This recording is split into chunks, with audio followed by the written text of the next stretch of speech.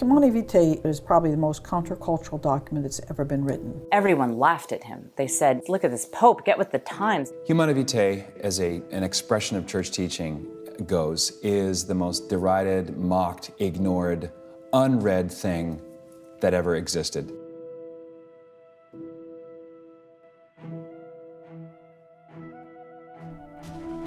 What does it take to be a hero? To stand up for truth and justice in a culture that seems so set against it? A cape? Big muscles? Superhuman powers? As it turns out, no. At least not for a Humanae Vitae hero. When we asked for folks to tell us about the people who had most inspired them in living out the beauty of the Pope's teaching, we received a wide variety of nominations. Men and women from every age group and walk of life. But even in all the diversity, certain similarities shone through, especially in the area of character qualities. And the virtues that these heroes have in common present an inspiring picture of what it truly takes to be a hero. High on the list was a desire for truth and a willingness to follow the evidence wherever it leads. Several people nominated Professor Janet Smith as a Humanae Vitae hero. Interestingly, she started on her journey toward that status after she was asked to support a pro-abortion movement at her college. I went to this meeting, and I have to admit, I was doing my best, just as everybody else on campus was doing, to look like John Lennon. And I actually looked very much like John Lennon. I had it all together.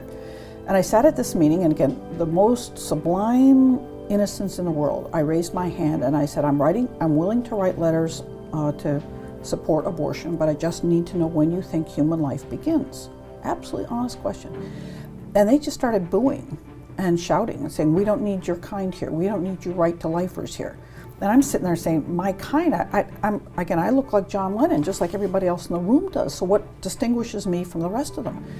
Well, I really felt like I got, hit over the head with a rock at that point, and just started thinking deeply about things like why people were indifferent to the question about when human life began. Professor Smith's pro-life work led her to see the connection between abortion and contraception, and she is now one of the world's leading experts on Humanae Vitae, and one of its most effective evangelists. A couple whose work has drawn thousands of people towards accepting not only the Church's teaching on contraception, but the Catholic faith itself, are Scott and Kimberly Hahn. Like Janet Smith, Kimberly started out doing pro-life presentations, and, like Janet, she originally thought that contraception was a completely different issue. But she found herself in an ethics class at graduate school, with an assignment to study the morality of contraception.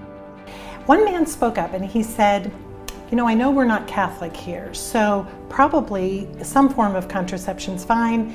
And he said, hopefully we're pro-life, so I think just the barrier method. It was like he was announcing the results of our study before any of us had studied it.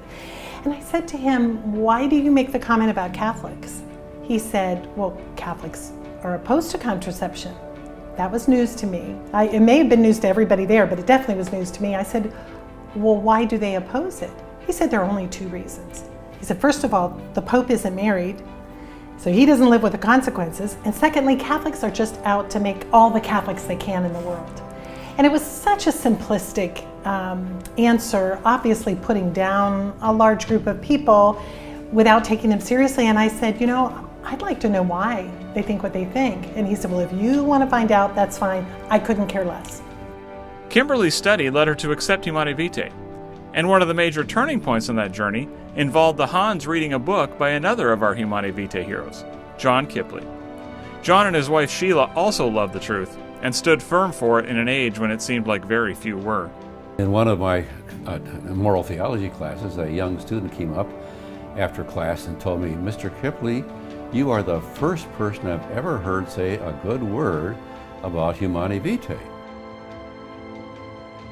But it's not just that Humanae Vitae heroes love the truth. They are willing to step out in faith and do something about it. And often, that something has never been done before. HV heroes are pioneers and trailblazers. One pioneering woman very close to our heart is Terry Mays. While serving as Family Life Director of the Diocese of San Jose, Terry pursued a dream of building a statewide coalition of NFP users and advocates, so that they could provide each other support and unite their efforts throughout the state. The California Association of Natural Family Planning was born. Jo Nolan is another woman who has worked tirelessly to help meet the needs of women and families trying to live out the teachings of Humanae Vitae. She is co-founder and executive director of the John Paul II Center for Women, as well as the co-founder of the National Gianna Center for Women's Health and Fertility. Evelyn Eaton is an inspiration to many. She was the first woman to teach at a Catholic seminary, in China of all places, and she became an integral part of the NFP movement in California when she was assigned to help the Archdiocese of San Francisco around the time that Humanae Vitae was published. Dr. Howard Herning was another major NFP pioneer in California and a mentor to many in the field. He served on the advisory board of the CANFP from the very beginning and is remembered fondly by the families he impacted through his medical practice. Speaking of physicians having an impact, Dr. Herning himself was trained by a couple who have helped millions of people around the world and inspired many of the Humanae Vitae heroes we celebrate today, Drs. John and Evelyn Billings. Dr. John Billings was asked by his pastor, Father Maurice Katerinich, if he would come up with something better than the rhythm method. And he said, well, I'm a neurologist, can't you find an OBGYN or somebody more in that field? And Father Maurice Katerinich, who came from a long line of medical doctors, said, no, you'll be more objective. So Dr. John said, okay, I'll give it 3 months. That 3 months turned into the rest of his life and led to worldwide influence, including unprecedented access to China. They had over 45,000 teachers in China at one time and millions of couples using it. It was just amazing. And I remember the theologian, Father Ronald Lawler, before he died, called me and said, we must get the word out that this is a whole country being led to Christianity because of the Billings method. Another trailblazing doctor who is having a worldwide influence is Dr. Thomas Hilgers. When they came out with the decision of Humanae Vitae, the first thing that I wanted to do was to get a copy of it so I could read it. So I went to the Newman Club chaplain at the University of Minnesota and asked him, where do I get a copy of Humanae Vitae? And he looked at me and he says, what do you want to read that kind of trash for? And of course that made me want to read it even more.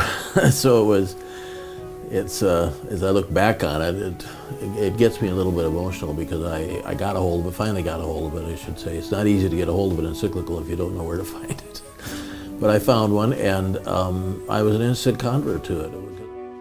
Dr. Hildress took to heart the Pope's call for scientists and healthcare professionals to become involved, and he dove into research. Together with Ann Preble, Diane Daly, and his wife Sue, they developed the Creighton Fertility Care System. He also took Pope Paul VI's call one step further and started an institute that bears his name. That decision was made on the way home from Mass on the day the Pope died. The priest gave this very moving eulogy, something I had never heard from a priest in all of those years of the discussion leading up to Humanae Vitae. They've been pretty quiet, but he was really, really moved. So, I mean, on the way home, we just got to a stop and go light and said we should build this. So we did it. Today, the Pope Paul VI Institute is on the cutting edge of fertility care. These courageous men and women didn't wait around to see who else might act. They saw a need and did something about it.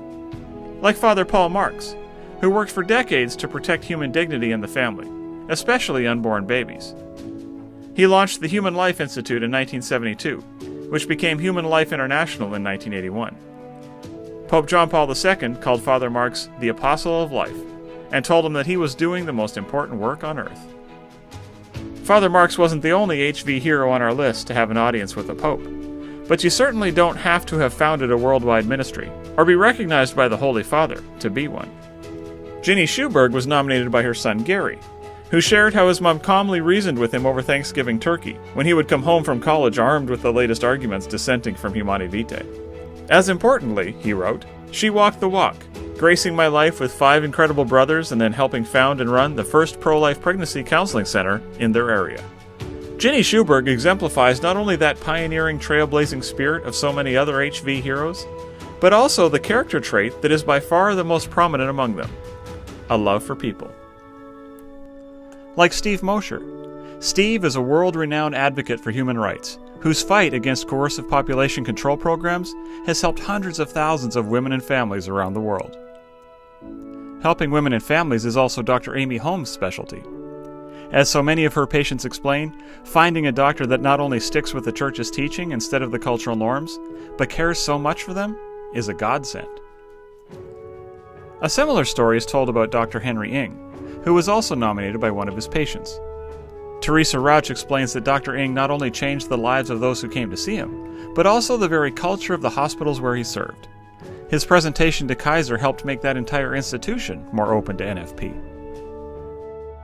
Dr. Suzanne Riegel was another culture changer. She stood strong in the face of Roe v. Wade and became a champion of natural family planning and a shining light in her medical community. Jane Mitchell Werbridge is another strong voice for life. After working at Planned Parenthood for a time, she became a whistleblower against that organization, and now helps women using the Creighton model. Beyond the medical community, we also find many Humanae Vitae heroes show their love for others through teaching. Like Father Mark Caligari, who taught at Brophy High School in Phoenix for 24 years. Juanita and Javier Rivera credit Father Larry Toski with saving their marriage and restoring their broken souls.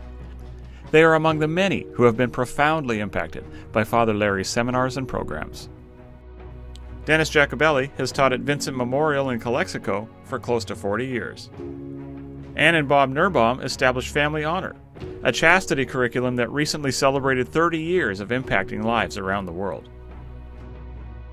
NFP coordinator Stella Kitchen was nominated by Dr. Karen Pohelos, who credits Stella with being the reason she changed her life and medical practice to line up with the Church's teaching. Of course, those parish NFP coordinators like Stella need support, and they get it from godly leaders like Archbishop Salvatore Cordileone, who has ensured his priests, deacons, and seminarians have all had additional, focused training in NFP. And Cardinal Raymond Leo Burke, who has been an unwavering champion of Humanae Vitae throughout his ministry. Father Daniel McCaffrey travels the country, preaching parish missions through his NFP outreach program. He also trains other priests, so they can more confidently and courageously preach this message too. And Bishop Mark SEITZ, who is working tirelessly to promote the teachings of Humanae Vitae and theology of the body in his diocese in Texas. The list goes on and on. Indeed, it is far too long to fit into one video. But to those of you we mentioned, and to all of you that we missed, thank you. Thank you for loving truth and loving others.